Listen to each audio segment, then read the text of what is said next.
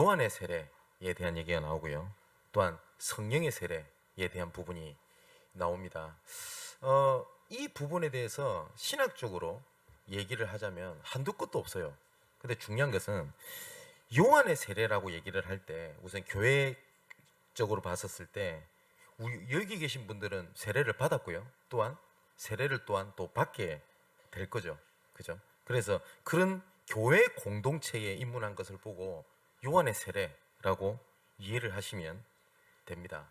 그래서 이 교회라고 하는 것은 하나님을 떠나서 죄인 것을 인정하고 하나님의 공동체로 들어오게 된 것을 보고 교회라고 얘기를 하거든요. 그래서 교회라고 하는 단어가 에클레시아라는 단어인데 밖으로 불러내다라는 뜻입니다. 그래서 그 하나님을 떠나 있는 곳에서 밖으로 불러내어서 하나님께서 우리를 모으게 하신 것을 보고 교회라고 얘기를 합니다. 여기서 또 보면 오후 2부 때 조금 말씀드리겠습니다만은 성령의 세례라는 얘기가 나오거든요. 근데 이 똑같은 질문을 바울이 여기 에베소에 있는 이런 제자들에게 얘기하기 전에요. 보면 그 고린도 사도행전 18장에 보면 바울이 브리스길라 부부를 만나게 되죠. 그래서 1년 6개월 동안 이렇게 함께 이렇게 있게 됩니다. 그러면서 이 브리스길라 부부가 아볼로라고 하는 목회자를 만났을 때 똑같은 질문을 해요. 요한의 세례.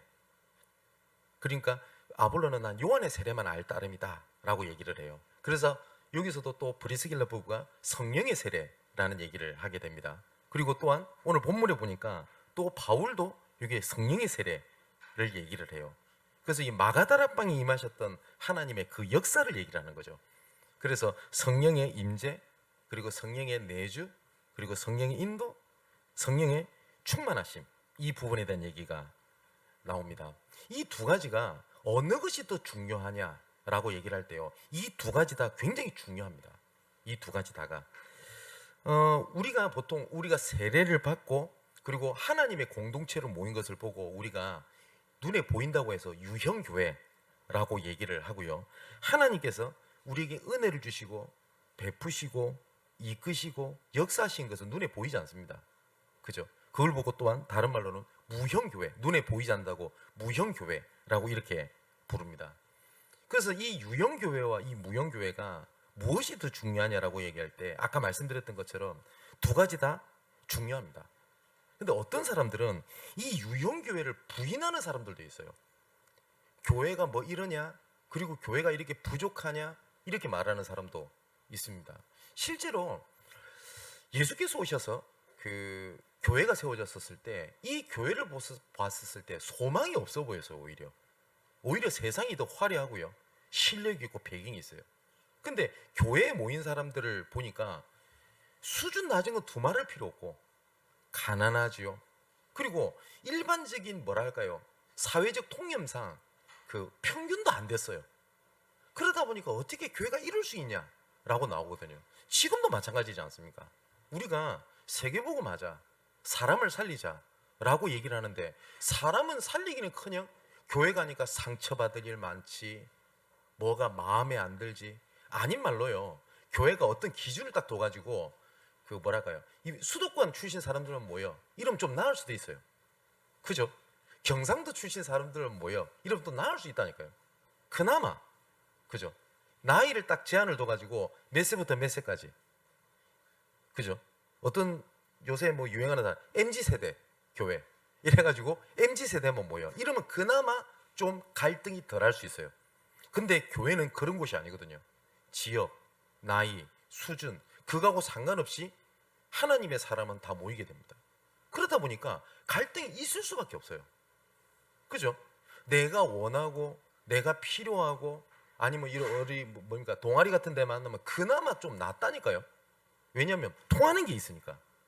그러다 보니까요, 어떤 많은 사람들이 말은 안 해도요, 유형교회에 대해서 부인을 합니다. 굳이 교회 갈 필요 있냐. 그리고 또 요새 시대가 딱 좋을 시대가 됐어요. 실제로 코로나 시기 때 예배가 거의 제한이 되게 많았습니다. 우리 교회도 그랬었죠. 한동안 코로나가 굉장히 심각할 때는 아예 인터넷 예배만 허용을 했을 때가 있었습니다. 이것이 익숙해지다 보다 보니까요, 언제든지 인터넷에서 예배를 드리면 돼요.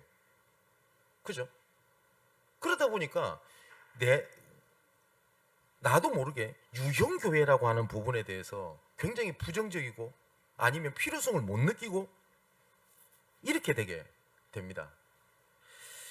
그런데 하나님께서는요, 왜 교회를 하나님이 허락하셨냐면, 아닌 말로 우리가 조금 은혜 받고 내가 좀 말씀을 듣고 말씀을 배우고 할 때는 유형교회라고 하는 것보다 그냥 인터넷으로 예배를 드리고 나 혼자 은혜 받고 나 혼자 말씀을 묵상하고 하는 것이 괜찮을 수도 있습니다. 그런데 하나님께서 시대마다요, 시대마다 하나님의 계획인 세계복음화를 이루실 때 하나님께서는 개인이나 아니면 혼자 혹은 교회를 떠난 단체에게 하나님께서는 세계복음화를 단 한 번도 맡기신 적이 없어요. 단 한 번도 하나님 맡기신 적이 없어요. 하나님께서는 연약해 보이고 부족해 보이고 갈등 많아 보이고 라고 하는 진짜 어쩌면 별 볼 일 없는 이런 교회를 통해서 하나님께서는 시대마다 하나님께서는 하나님의 계획을 이끌어 가셨습니다. 또 반대로는요, 어떤 사람들은 그 성령께서 역사하시는 은혜, 하나님의 성령의 충만함 이런 것들보다는요, 교회에 대한 소속감, 아니면 충성심, 아니면 눈에 보여지는 것, 이런 것들을 훨씬 더 중요하게 보는 사람들도 있습니다. 그러다 보니까 어떻게 되냐면 그냥 분위기 따라가요. 분위기 따라. 제가 몇 번 말씀을 드린 적이 있는데, 저는 개인적으로 교회에서 쓰는 표현입니다만은 저는 굉장히 싫어하는 표현이 몇 가지가 있어요. 그 중에 하나가 뭐냐면 열린 예배라는 단어를 저는 별로 안 좋아합니다. 열린 예배 이러니까요, 형식도 없고 그러다 보니까 어쩔 때는 뭐 드라마도 하고 이렇게 해요. 그 젊은이들이 좋아하게 되는 거죠. 즉 안양에 가면 실제로 영화교회라고 있습니다. 영화롭게 하다 그 영화가 아니고요, 그 영화 무비. 그러니까 그 교회를 가면 영화를 틀어줘요.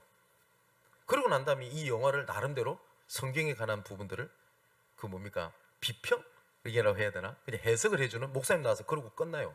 그러다 보니까 청소년들, 대학생들, 청년들이 엄청나게 모여요. 그걸 보고 열린 예배래요. 여러분, 그러면 그 지금까지 드린 예배는 닫힌 예배고 그렇게 하면 열린 예배입니까? 아니죠. 그죠? 그런 식으로 해서 유형교회에 대한 부분들을 강조를 하는 경우들도 있습니다. 그런데 분명한 것은 하나님께서 눈에 보이게 주신 유형교회, 하나님께서 우리 개인에게 현장에서 역사하시는 이 무형교회, 이 두 가지가 균형 있게 가지고 있어야 하나님의 계획을 이룰 수가 있게 되고요, 그 중에서 하나님의 되어지는 축복을 볼 수 있게 되는 겁니다. 그래서 이 사단은요, 시대마다 이 교회를 무너뜨리려고 굉장히 많은 도전을 해왔고 그렇게 해왔어요. 자, 창세기 3장 15절에 하나님께서 하나님을 떠나서 우리의 죄악 때문에 하나님을 떠난 이 죄악 때문에 그리스도를 보내시겠다고 약속을 하셨습니다. 그래서 하나님께서 처음부터 주셨던 것이 뭐냐면 여자의 후손이 뱀의 머리를 상하게 할 것이다. 너희를 대신해서 이 죄악 때문에 대신 죽을 메시아를 보낼 거다. 그리스도를 보낼 거다. 라고 해서 하나님께서 처음부터 주신 것이 뭐였냐면 예배입니다. 제사입니다. 그래서 이 창세기 3장 15절에 예배에 대한 언약을 주시자 말자 이 사단이 가장 먼저 건드렸던 공격이 뭐였냐면 이 예배를 무너뜨리는 거였어요. 가인과 아벨의 제사였습니다. 그죠? 가인도 제사를 지냈어요. 분명히 안 지낸 게 아닙니다. 지냈습니다. 그리고 아벨도 제사를 지냈어요. 근데 하나님께서는 아벨의 제사를 받으시고 가인의 제사를 받지 않으셨습니다. 왜 안 받으셨을까요? 정성이 부족해서요? 근데 분명히 히브리서에 분명히 그렇게 기록되어 있습니다. 하나님께서는 아벨의 제물을 보시고 하나님께서 예배를 받으셨다고 되어 있고요, 하나님께서는 가인의 제물을 하나님께서 받지 않으셨습니다. 아벨은 피의 제사를 드렸어요. 왜 피의 제사를 드렸냐면 나 대신해서 피 흘려 죽으실 메시아, 그걸 붙잡은 겁니다. 근데 가인은 제사 지냈다니까요. 지금으로 말하면 교회에 왔다니까요. 그리고 교회에 모였다니까요. 뭘 딱 잃어버린 거냐? 나를 대신하여 죽으실 그리스도라고 하는 언약을 딱 놓쳐버리게 된 거예요. 그래서 가장 먼저 사단이 건드렸던 것이 뭐였냐면 예배, 교회였어요. 나중에 출애굽기 3장 18절에 노예에 빠져 있는 이스라엘 백성들을 하나님께서 또 건져내시기로 작정을 하셨습니다. 다른 방법이 아니었어요. 희생제사를 드리도록 해라. 여기 뭐라고 되냐? 희생제사입니다. 피 흘리는 제사를 드리기 위하여, 그거를 통하여 하나님께서는 어떻게 하셨냐? 이스라엘 백성들 건져내기 원하신 겁니다. 어떠한 재앙도 애굽의 사단을 무너뜨리지 못했어요. 그런데 딱 한 가지, 어린 양이 피 발라라. 그래야 그리고 그 안에 들어가면 산다. 여기 또 뭐가 나오죠? 피. 누구를 위한다고요? 나를 위하여, 우리를 위하여 십자가에서 죽으실 예수 그리스도. 그 피 바른 곳에 들어가면 산다였어요. 그리고 나오게 됩니다. 그래서 하나님께서 언약을 주셨어요. 그리고 율법을 주신 겁니다. 이 율법의 모든 키는 뭐가 있냐? 제사에 있어요. 제사. 피 흘리는 거에 계속 있어요. 그런데 이걸 또 잃어버리게 됩니다. 그래서 또 어떻게 되죠? 포로로 이제는 어떻게 됩니까? 포로로 이제 딱 잡혀 들어가게 돼요. 또 하나님께서 또 언약을 주셨습니다. 뭐냐? 이 언약궤, 피 흘리는 성전을 지어라 였어요. 하나님의 언약은. 아니 말이 됩니까?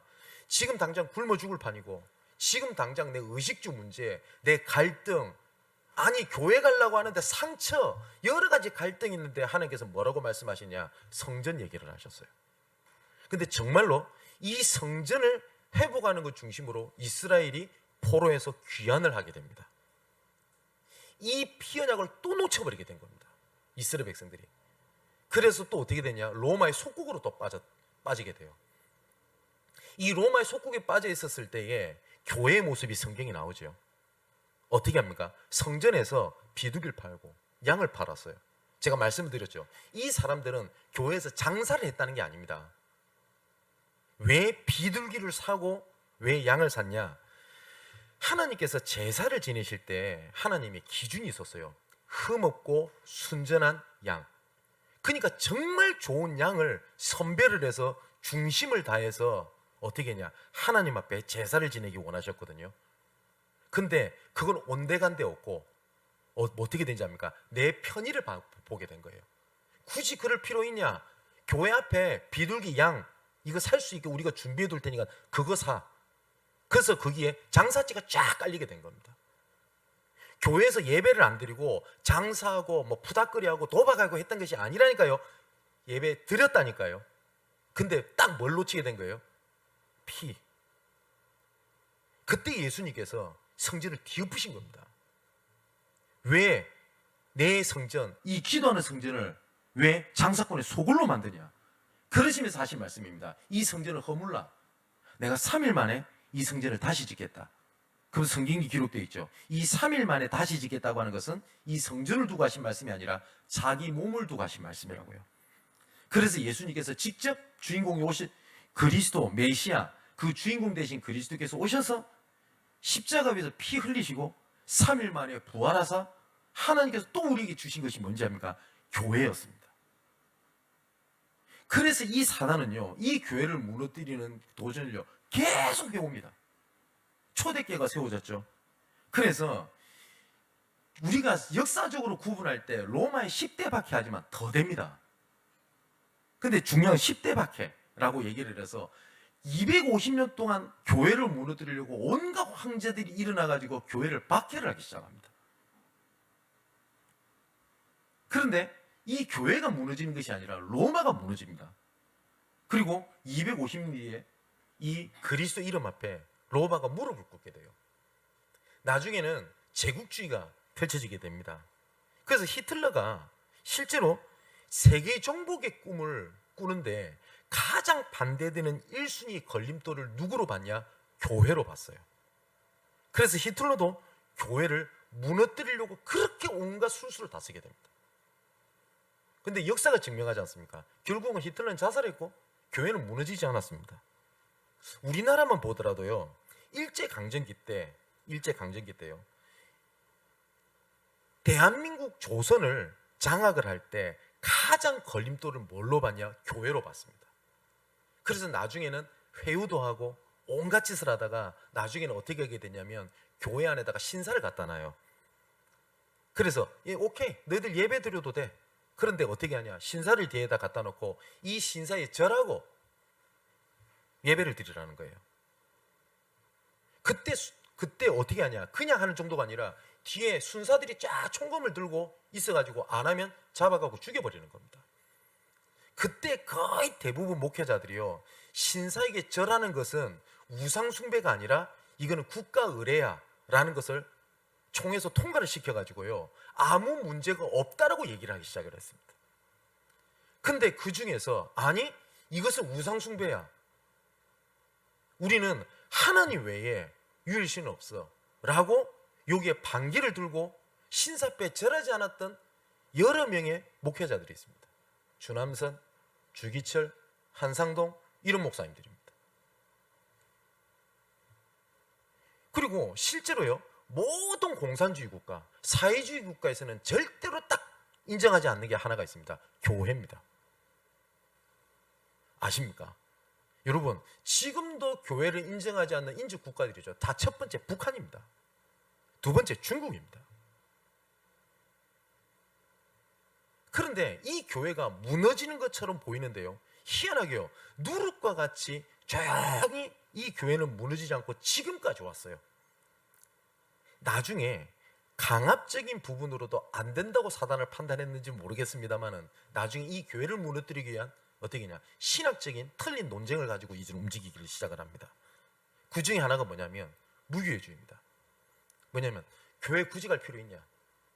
교회 간다고 구원받는 거 아니다. 그 말이 맞거든요. 이 자리에 와 있다고 구원받는 게 아니지 않습니까? 예수 그리스도를 나의 주 나의 하나님으로 영접할 때 하나님의 자녀가 되는 거지 않습니까? 그죠? 여기 와 있는 데가 돼 있는 게 아니잖아요. 그래서 뭘 주장을 하게 되냐? 무교회주의를 인정을 하게 된 겁니다. 그래서 굳이 교회 그렇게 갈 필요 있냐? 굳이 교회 그렇게 할 필요 있냐? 교회 가서 왜 갈등하냐? 왜 교회 가서 왜 상처받냐? 내 스스로 내 있는 곳에서 내가 교회인데 내 자신이 교회라는 말도 틀린 말 아닙니다. 그죠? 그래서 무교회를 주장하기 시작했어요. 그 중에 하나 유명한 신학자가 일본의 우치무라 간조라고 하는 학자거든요. 실제로요, 일본이 우리나라보다 훨씬 더 복음을 먼저 받아들이게 됩니다. 우리나라보다. 그런데 이 무교회주의라고 하는 것이 일본을 완전히 휘어잡았어요. 그래서 일본은 예수 믿는 프로테지가 1%가 되지 않습니다. 그 무교회주의의 결과가, 그죠, 우리나라에도 무교회주의가 들어왔습니다. 근데 하나님께서는 이 부분에 대해서 끝까지 싸웠던 또 학자들이 있어요. 그렇지 않다고. 나중에는 또 이게 어떻게 또 발전돼서 오게 되냐면, 들어보셨습니까? WCC, 일명 다원주의입니다. 야, 꼭 교회만 구원받냐? 아니지 않냐? 절에 가도 천주교 가도 나중에 결국 믿으면 나중에 끝에는 한 곳에 모이게 된다 라고 주장을 하게 됩니다. 실제로 우리나라에서 WCC 총회가 있었습니다. 부산에서. 저는 그 자리를 가봤거든요. 얼마나 기가 찬지 압니까? 여기서 예배드리고 여기서 굿합니다. 하나님께서 통합의 은혜를 주셨다고 얘기를 합니다. 근데 성경은 뭐라고 얘기하고 있냐? 천하인간에 구원 얻을 만한 다른 이름을 우리에게 주신 적이 없음이니라. 근데 계속 그 얘기를 하기를 시작을 해요. 이 사단이 지금도 교회를 무너뜨리는 작업을 지금도 계속 하고 있습니다. 그래서 베드로전서 5장 8절 9절에 성경이 이렇게 기록되어 있어요. 근신하라 깨어라. 너희 대적 마귀가 우는 사자처럼 두루다니며 삼킬 자를 찾는다고 되어 있습니다. 그래서 너희는 믿음을 굳건하게 하여 그를 대적하라. 이는 세상에 있는 너희 형제들도 동일한 고난을 당하는 줄 알미니라. 자, 사랑하는 성도 여러분, 혹시 지금 이 시간에 우리 생방으로 말씀을 같이 듣는 여러분, 혹은 다시 보기로 듣는 여러분, 이 시간 내 스스로 한번 점검해 보셔야 돼요. 오후 예배 때, 오후 메시지랑 우리 같이 좀 말씀 붙잡아야 되겠습니다만은, 내가 하나님이 주신 세례요한, 유형교회와 성령의 세례, 무용교회의 축복을 내가 균일하게 내가 은혜를 붙잡고 있는지, 아니면 내가 하나를 놓치고 있는지, 아니면 내가 편협하고 있는지를 점검하는 중요한 시간이 되기를 주님의 이름으로 축원을 드립니다. 아까 말씀드렸던 것처럼 유형교회라고 하는 것은 중요한 것은 하나님의 생명을 전달하는 중요한 센터 역할을 하는 것이 교회입니다. 그래서 교회의 모든 방향 목적은 구원을 이루고 구원을 축복을 전달하기 위한 센터고 그것을 위한 조직이고 그것을 위한 방향입니다. 교회가 만일에 이 일을 위하여 경제가 필요하다. 그러면 하나님께서 경쟁답을 주실 것입니다. 맞죠? 근데 이 일을 위하는 부분에 경제가 필요 없다 만일에 그러면 우리가 경제에 향하여 목을 맬 이유가 없습니다. 그렇죠? 목회자가 있어야 될 이유도 이것 때문이고요. 중직자를 세우는 이유도 이것 때문에 있습니다. 교회는 구원을 생명을 전달하는 센터입니다. 그리고 교회는 요한의 세례라고 하는 것은요, 내가 죄인임을 고백한 하나님의 공동체입니다. 죄가 뭡니까? 죄가 여러 가지 윤리, 도덕적인 것도 죄입니다. 맞죠? 근데 그것도 죄인데 진짜 성경에서 말하는 중요한 죄는 뭐냐? 하나님을 떠나서 행한 모든 것이 죄입니다. 하나님 보실 때. 제가 이거 매번 말씀을 드리지 않습니까?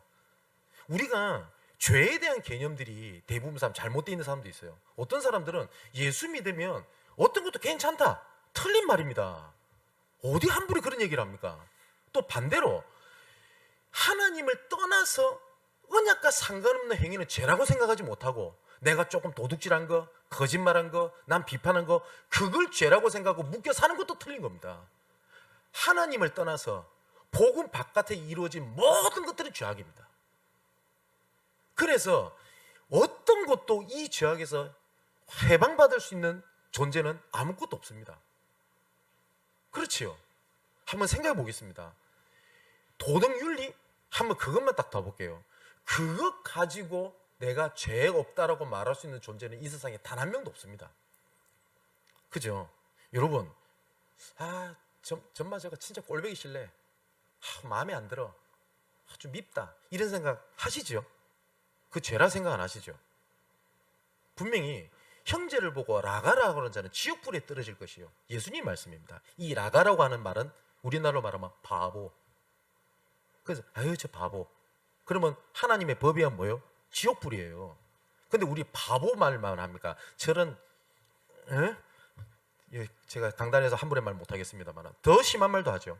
자, 그렇게 따지면요, 우리가 하나님 앞에 의롭다고 칭할 수 있는 사람이 단 한 명이 없다니까요. 그래서 그걸 인정하는 겁니다. 하나님, 내가 하나님을 떠나서 내가 아무것도 할 수 없습니다. 아무것도 할 수 없습니다. 그래서 나는 하나님의 은혜가 필요합니다. 그 하나님의 사랑이 필요합니다. 그런데 그 하나님의 사랑과 하나님의 은혜의 결정판이 뭐냐면 예수 그리스도께서 십자가에서 피 흘려 우리 대신 죽으셨다는 겁니다. 그리고 내 마음속에 함께 계시는 겁니다. 그리고 그분이 함께 계실 뿐만 아니라 우리를 충만하게 하시고 우리를 이끌어 가시는 겁니다. 자, 예수님께서 가이사랴 빌립보 지방에 이르러 제자들에게 묻습니다. 사람들이 날 누구로 아느냐? 라고 묻습니다. 많은 사람들이 예수를 믿는다고 하고 교회를 다닌다고 합니다. 예배 있는다고 합니다. 근데 무슨 진짜 내가 누군 줄 알고 너희들이 믿냐? 라고 질문합니다. 그랬더니 사람들이 어떻게 하냐? 어떤 사람은 세례요한, 어떤 사람은 엘리야, 예레미야, 그리고 선지자 중에 하나 이렇게 믿는 겁니다. 그러면 그것이 틀린 거냐? 틀린 게 아닙니다. 제가 몇 번 말씀드렸죠. 예수님께서 세례요한 같은 사역을 안 하셨냐? 하셨습니다. 세례요한은요 굉장히 검소하고 청결했던 예수님이 오실 때 마지막 선지자입니다. 그리고 그 뭐죠? 석청, 메뚜기 이것만 먹었고요. 그리고 제사를 탐하지도 않았습니다. 그리고 세례요한의 중요한 메시지 중에 하나가 뭐냐면 회개하라, 천국이 가까웠느니라 했습니다. 예수님의 공생의 사역 첫 번째 하셨던 말씀도 뭐냐? 회개하라, 천국이 가까웠느니라 했습니다. 세례요한 같은 사역을 하셨습니다. 어떤 사람은 엘리야라고 합니다. 엘리야는 능력의 선지자죠. 그죠? 예수님께서는 엘리야와 비교되지 않는 능력을 행하셨습니다. 죽은 자를 살리셨고요. 불치병을 고치셨습니다. 그죠? 지금도 복음의 능력이 얼마만큼 대단하냐? 어떠한 것도 해결하지 못하는 것을 예수 그리스도 이름으로 말미암아 하나님께 그 문제를 해결하시기도 합니다. 그죠? 어떤 사람은 예레미야라고 얘기를 합니다. 근데 이 예레미야는 눈물의 선지자입니다. 별명이. 그렇게 울었어요. 하나님의 백성을 가지고 그렇게 울었어요. 예루살렘이 무너질 걸 보고 울고 백성의 고통을 보고 울고 계속 우는 장면이 나옵니다. 우리가 예레미야서 있죠. 예레미야 애가서가 있죠. 애가라는 말은 슬픔의 글, 슬픔의 곡 이런 말이거든요.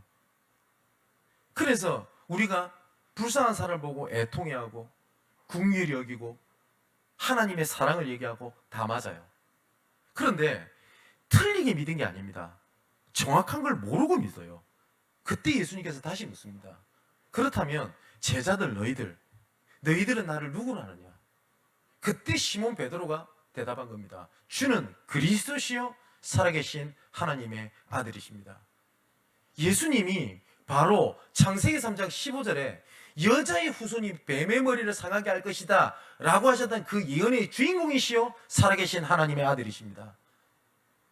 예수님은 창세기 3장 15절에 희생제사를 드리면 해방받는다 라고 예언하셨던 그 주인공이시요 살아계신 하나님의 아들이십니다. 예수님은 포로시대 때 언약의 주인공이신 보라 처녀가 잉타의 아들을 낳을 것이요 그 이름은 임마누엘이라 하리라 그 주인공이시요 살아계신 하나님의 아들이십니다. 그 고백입니다. 그때 예수님께서 하신 말씀입니다. 봐 요나 시몬아 내게 복이 있구나.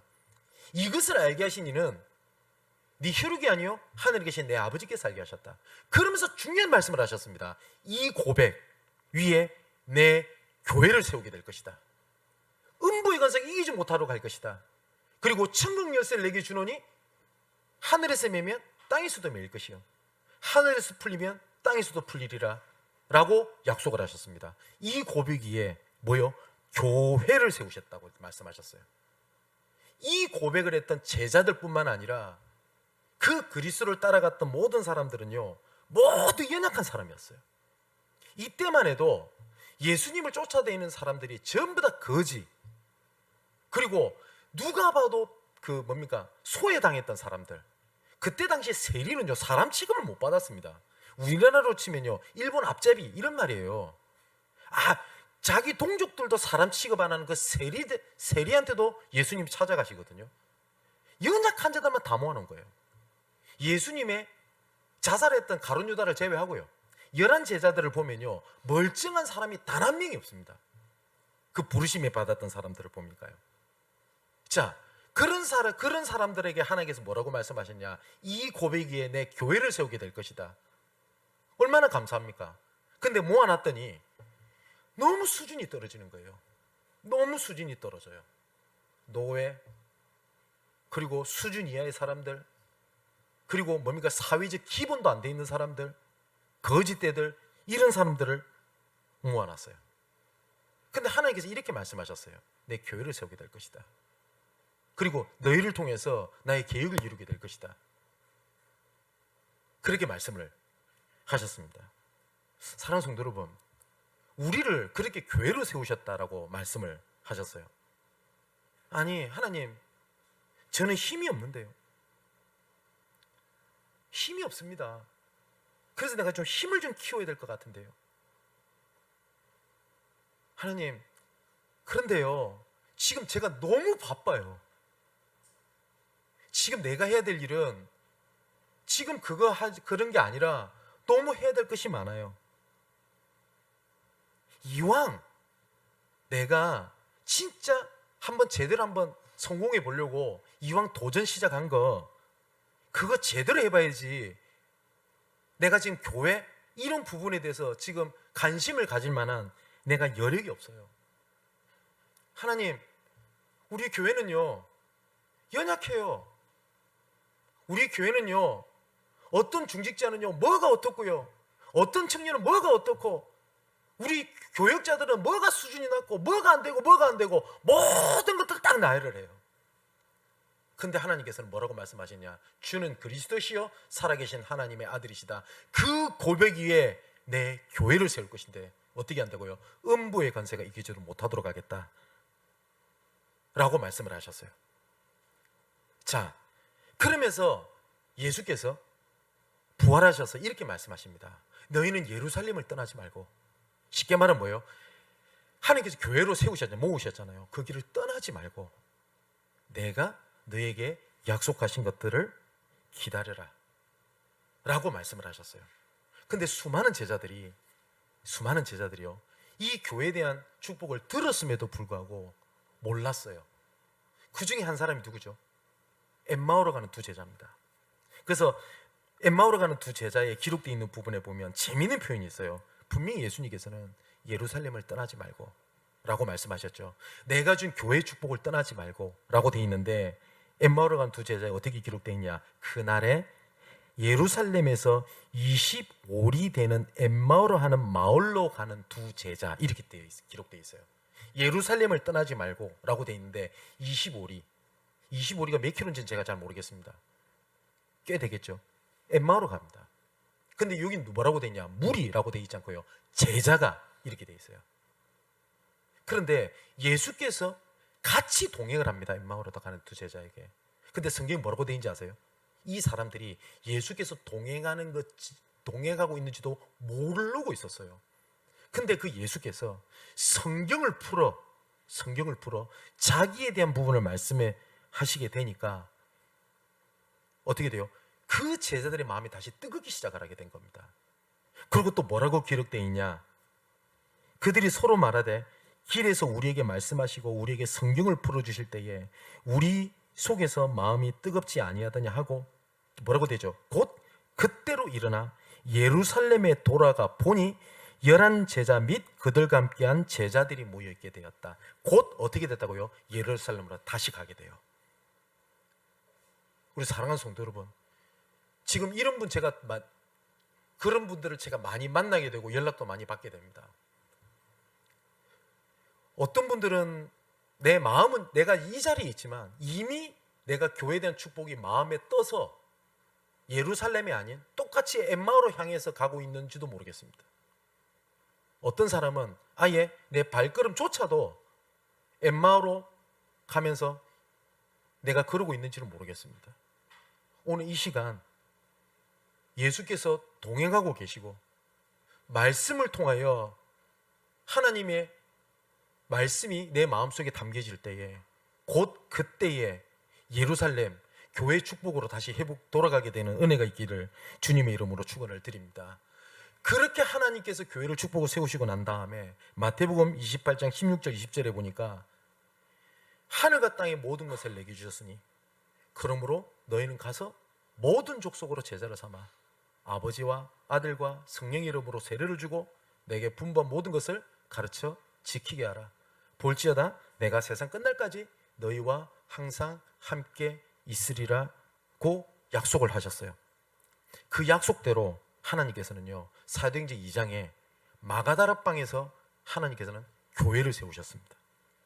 이 일이 우리 지금까지 계속 사도행전을 보고 있으니까요, 이 일이 나중엔 예루살렘을 넘어 말씀하신 대로 사도행전 11장 19절 30절에 보니까 안디옥 교회라는 것을 세워서 이제는 예루살렘 유다를 넘어서 이제 이방인들과 전 세계에 하나님께서 교회에 세우시는 은혜를 응답을 허락하시게 된 겁니다. 자, 이게 우리가 지금 알고 있는 유형교회입니다. 자, 그렇다면 교회를 통해서요, 우리가 내가 내 자신이 찾아야 될 나의 여정이 있습니다. 그게 뭐냐면요, 사랑하는 성도 여러분, 하나님은 예배를 통하여 하나님의 자녀를 이끄시고 축복하고 인도해 가십니다. 제가 몇 번 말씀드리잖아요. 제가 목사니까 이 자리에 좀 많이 모였으면 좋겠어. 그런 수준 갖고 얘기를 한다면 지금 거짓말장이겠죠. 그게 아니라 정말 하나님은 창세기 3장 15절에 언약을 주신 이후로 하나님께서는 교회를 통해서 하나님의 계획을 이끌어 가셨습니다. 그렇다면 하나님께서 나에게 주신 예배, 나의 예배에 대한 여정을 진짜 찾아내셔야 돼요. 내가 예배를 온전히 승리하게 위한 영적인 흐름을 진짜 반드시 찾아내야 됩니다. 어떻게 찾아내는 게 쉽게 말하면 이거예요.